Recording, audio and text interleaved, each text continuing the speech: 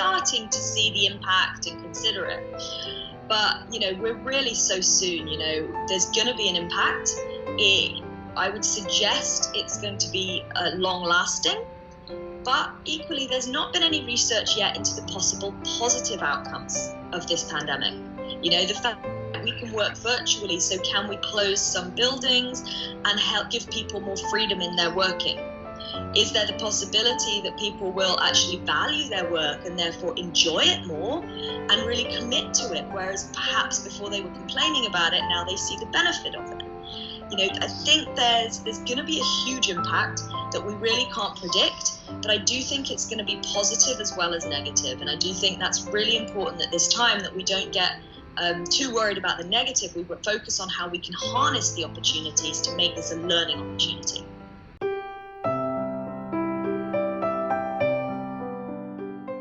For younger children, toddlers in the, under 10, I think they've got creativity, and hopefully this will be an opportunity for them to really spark that creativity and that imagination. And certainly people I know with children of that age are finding that it is really stimulating creativity in them.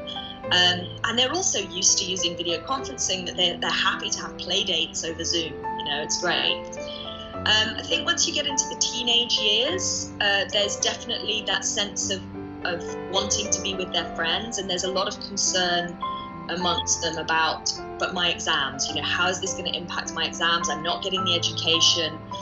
But it's something that I think schools will manage when people get back into education, and I think there's a lot of education systems who are really switched on to how are they going to make up for this gap.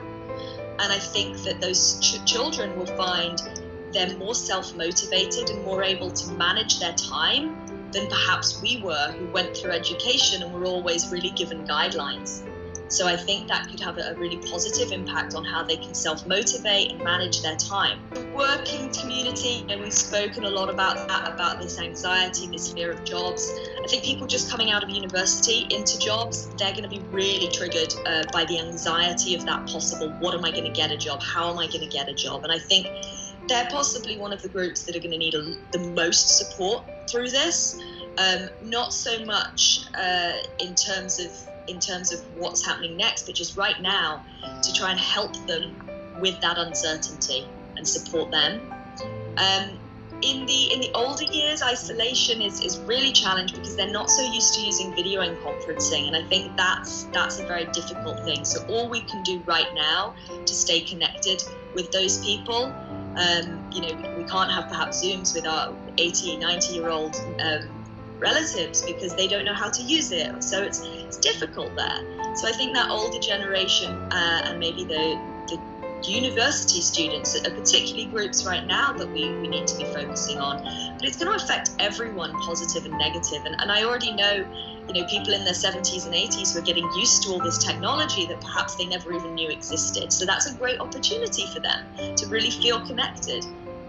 So always positives and negatives.